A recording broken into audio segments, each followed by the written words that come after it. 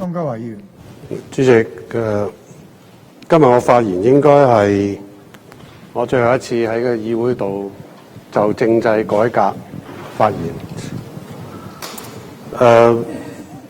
我入議會11年啦，主席。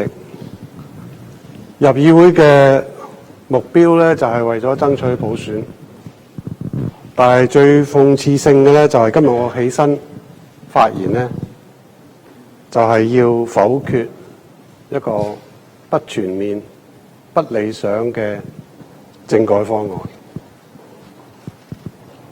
主席，某一個程度咧，我真係有啲千言萬語，唔知道由何說起，亦都唔知道15分鐘夠唔夠。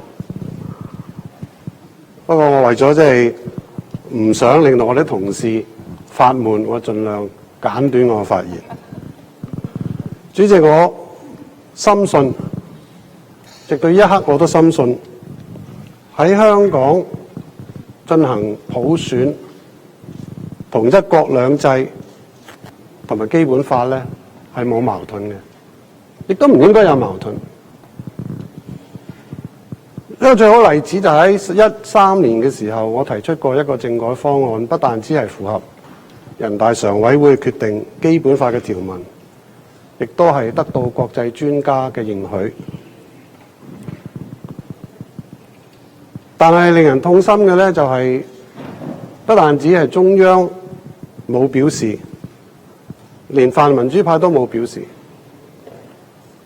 我知道我哋泛民主派嘅同事就有講過話，喂，你個方案中央都唔接受啦，我點解要接受咧？我當呢啲講法公平地嚟睇咧，係有啲本末倒置嘅，因為咁嘅說法咧有一個假設，就係中央政府咧係好迫切咁希望香港有一個接近西方民主模式嘅一個普選嘅制度。中央政府係會提出一個完美嘅方案去哀求泛民主派接受。政治現實唔係咁嘅，主席。政治現實係應該民主派提出一個切實可行、符合基本法嘅方案，然後向中央爭取，希望說服佢接受。但係事實話俾我哋聽，我哋並冇咁做。民主派以佔中為威脅，推行一個中央認為係違反基本法嘅提名程序，落得嚟嘅就係一個831決定。主席，政治係互動嘅，我哋嘅一言一行都可能會引起相應嘅回應，或者係反擊。其實我哋要通過一個大家都可以接受嘅方案，唔係用呢啲咁嘅方法去完成。就算今日主席我坐喺度，我都聽到我哋好多同事用一啲我自己個人認為係比較尖銳嘅貶低性嘅言辭，去盡量奚落對方、打擊對方。喺咁嘅情況之下，我哋香港點會有共識呢？呢個亦都係我哋議會裏邊反映咗議會外邊嘅情況。主席，我相信我應該係所有嘅立法會同事第一位喺公眾面前講會否決呢個方案嘅人，因為我當時係做緊直播，喺831決定讀完嗰一刻，我已經講咗我係好難接受呢個方案。但係之後，我仍然以一個從政者應該有嘅心態去諗，就係如果在憲制上或者政治上，北京認為831方案不可撼動，其實可唔可以喺其他地方去爭取最大嘅民主進度呢？主席，我亦都考慮過我手中嘅否決權，其實最大嘅力量就可以利用佢去爭取多一啲民主嘅進度。所以我係希望民主派係利用否決權去爭取多少少嘅民主進度。但係如果你嘅立場係乜嘢我都唔會接受嘅，呢個否決權係等於冇用，因為對方唔會覺得佢可以滿足到你嘅要求。既然係咁，你有否決權係等於冇否決權，最終只會一拍兩散。主席，我過去呢段時間，特別係831嘅決定之後，我盡咗我自己最大嘅努力，希望令到北京嘅決策者同泛民主派嘅朋友可以喺一個佢哋認為安全嘅環境之下，去大家坦誠相見，為我哋呢個困局尋找一條出路。但係好可惜，我係全盤失敗，我亦都必須因此要承認，所有嘅努力都係白費。但係可能最令我感到痛心嘅咧，就係831之後，其實無論特區政府或者泛民主派咧，佢哋唔係放心去諗，我哋喺乜嘢情況之下可以揾到一條出路，為香港人揾到一條出路，而係將所有嘅精力焦點放喺所謂爭取香港市民嘅民意方面。我哋花咗好多錢去做好多民調，日日都有民調嘅消息。但係主席，我唔需要呢啲民調話俾我哋聽，香港嘅社會正在嚴重撕裂。呢啲民調對解決問題有咩幫助？有冇說服到你哋？有冇說服到我哋？更加令我心痛嘅，主席，就係當啲民調比較接近嘅時候，甚至有一日係超越咗反對嘅聲音，超越咗支持嘅聲音，我哋呢個同事歡天喜地奔走相告。我話何喜之有？點解大家唔問一問開心嘅地方喺邊度咧？主席，我寫過一篇文章，我用咗所羅門王個故仔嚟比喻。大家記得所羅門王個故仔就係有兩位母親為咗爭一個細蚊仔，走到去所羅門王面前話：細蚊仔係我嘅。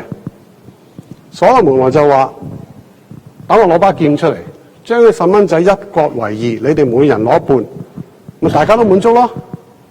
主席，無論特區政府或者係泛民主派爭取到一半嘅社會，咁又點啊？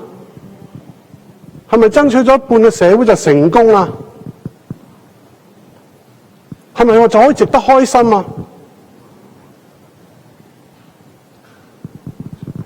如果你爭取到一半社會嘅支持，你就感到開心，主席，你唔係真嘅母親。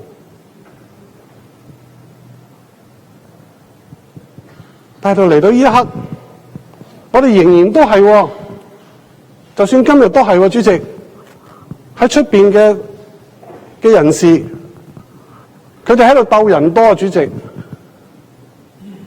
有咩意義咧？主席，要考慮支持或者係否決呢個方案，對我嚟講咧，只係有兩個原則。第一，就係咪符合我嘅政治理念，我嘅政治訴求。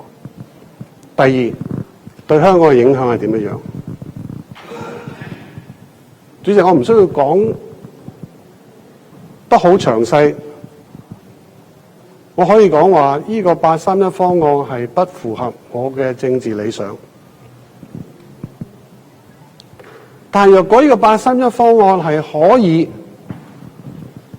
對香港係有最大嘅裨益嘅，我會考慮去暫時放低我嘅政治理想。但係主席，我嘅評估唔係呢啲民調嘅評估，主席，我見到嘅只係社會嘅嚴重嘅撕裂，好深厚嘅仇恨。前幾日睇報紙睇到有人整土炸彈嚇咗我一跳，主席，點解香港人會變咗咁呢？但係你知唔知道網上啲人係點講啊？主席，呢啲係插贓嫁禍，警察作出嚟嘅，中央政府作出嚟嘅。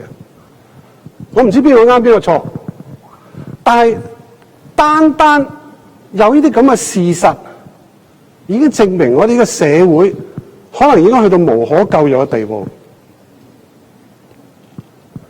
主席，民主唔係單講數字，民主唔係話因為我有51%，你有49%，所以49%就要全面投降，51%就一定係啱晒。主席，民主一個最重要嘅元素係要尊重少數嘅聲音。喺今日，我哋唔係淨係講緊要尊重少數嘅聲音咁簡單。有3至4成人喺香港，佢哋係極之憤怒到一個程度，我係唔可以理解嘅。如果我哋強行勉強通過呢個方案，有咩結果呢？主席，我唔係一個悲觀主義者，大家都知道我企得喺呢度就好樂觀㗎啦。但係大家諗下，若果真係勉強通過咗，出邊呢班咁憤怒嘅人，佢哋而家嘅感受係遠遠強烈過當佢第一次聽到831決定嘅時候，香港會變成點樣呢？我哋經過79日嘅佔中，係好幸運地冇大型嘅流血事件。但係如果我哋再嚟一次嘅話，我哋會唔會更加咁幸運呢？中央會唔會忍得住手唔插手呢？主席，如果中央插手嘅，中央認為香港必須要維持社會秩序嘅，會唔會直接拖累到一國兩制，亦都因此被拖垮，亦都永遠唔可以再實行呢？主席，我唔係一個識賭博嘅人，但係我唔會將香港嘅穩定、香港嘅一國兩制作為賭注。我可能完全係錯嘅，